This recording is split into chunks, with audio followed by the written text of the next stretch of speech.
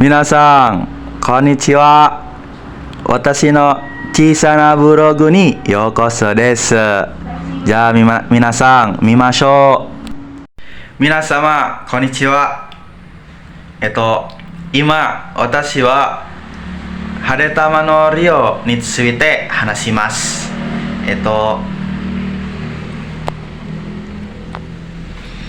私たちは晴れ玉の利用で勉強するとき、規則、清潔、そして運動をして体の健康を守ることや協力を習います。一番楽しいは優しくて分かりやすくて楽しい先生と教室で勉強することです。だから、私たちは勉強だけではなくテストや楽しいゲームもあります。だから教室で退屈しません。先生が私たちが眠い時や教室で寝ているのを見ると、クラスみんなで立って教室で体操します。眠い、なくなるになりました。だから先生の罰はストレスになりません。はい、だから日本語を勉強するとき楽しくてまた元気になります。私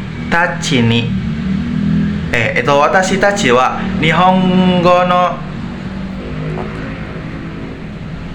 勉強を楽しみます。朝から夕方まで勉強しますが、時間はとても早くになります。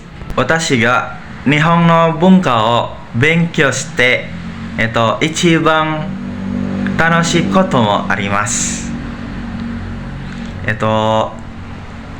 それは1週間に1回日本の文化を勉強することです。例えば日本の料理を作ったり、日本の書道をしたり、日本のルールや日本の生活を勉強したりします。私が一番好きなのは、クラスのみんなで一緒に日本の料理を作ることです。まずクラスのみんなが一人ずつ2万ルピアを集めます。それから仕事を分けます。買い物をする人、材料や調味料を用意する人、料理を作る人、料理をきれいに盛り付ける人、そして料理の道具を洗う人もいます。その後、みんなで一緒に料理を作ります。それから先生と一緒にクラスでみんなで食べます。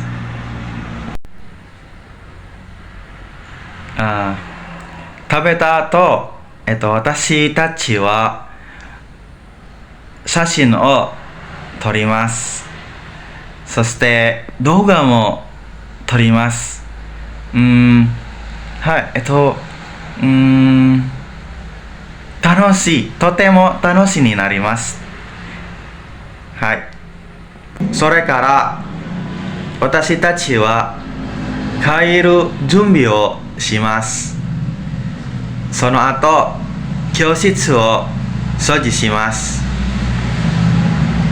それから私たちの部屋へ帰ってお風呂に入ります。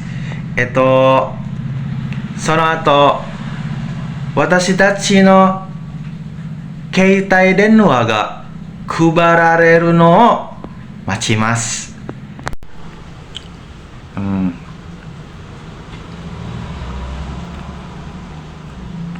Nah, itu mungkin kendala ya. Kendalanya itu adalah karena kita ingin pergi bekerja ke Jepang, otomatis kita pun harus bisa bahasa Jepang dong. Maka ya kendalanya bahasa. Maka dari itu ya kita harus belajar bahasa Jepang. Nah, makanya di Haretama ini kita diajarin bahasa Jepang. Tapi bukan hanya bahasa Jepang saja, seperti disiplin, kebersihan, terus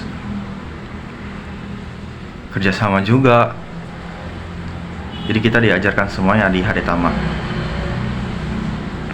Dan ketika belajar bahasa Jepang, ya susah-susah gampang. Kita harus rajin, semangat gitu. Apalagi waktu awal masuk Haretama belajar bahasa Jepang, itu kaget banget karena banyak hafalan gitu kan yang kita harus hafal. Yang tadinya kita sebelum masuk Haretama itu kita ya jarang belajar gitu kan, jarang hafal juga. Pas masuk Haretama banyak banget hafalan gitu kan, kayak hafal kotoba. Terus kita juga harus menguasai katakana hiragana.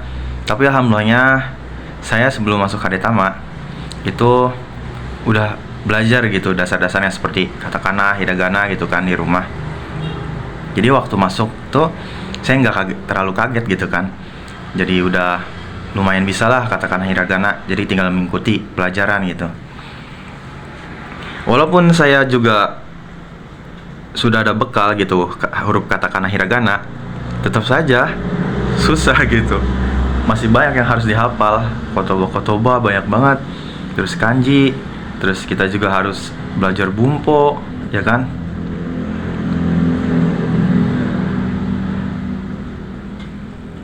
Ya itu sih paling semangat terus gitu belajar. Yang namanya juga pengen kerja ke Jepang ya harus bisa bahasanya gitu kan. Terus paling apa ya, yang kita belajar bahasa Jepang terus abis itu dengan buku Hirodori. Setelah beres tuh kita belajar bahasa Jepang dengan buku Hirodori, kita akan ujian JFT. Habis JFT lulus, kita juga persiapan untuk SSW di bidang yang kita mau, misalnya kayak pengolahan makanan, atau pertanian, atau perhotelan, atau pertanian, atau restoran gitu. Nah, kita siapin tuh belajar. Habis itu ujian SSW-nya. Kayak saya misalnya saya PM nih. Saya belajar gitu SSW PM. Setelah lulus, baru kita ikut wawancara untuk kerja gitu kan. Dan itu juga susah banget gitu. Kadang ya kita juga sering gagal gitu kan dalam wawancara tersebut.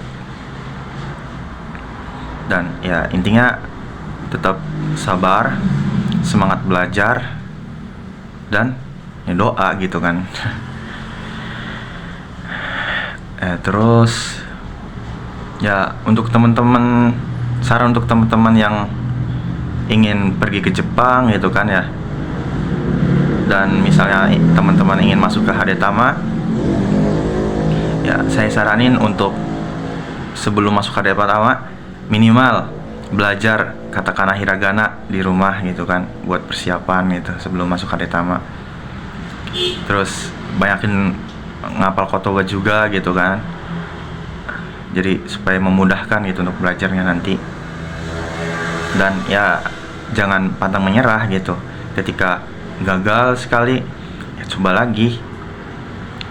Karena ya emang kita tuh harus mencoba terus gitu. Karena kalau kita menyerah ya udah stuck aja di situ gitu kan. Tapi kalau misalnya kita gagal, coba lagi, gagal, coba lagi, ya insya Allah nanti juga akan lulus gitu.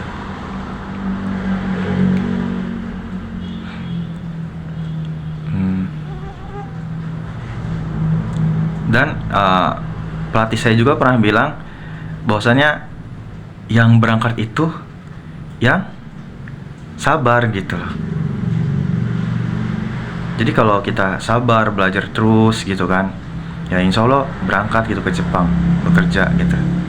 Ya mungkin itu saja ya yang bisa saya sampaikan gitu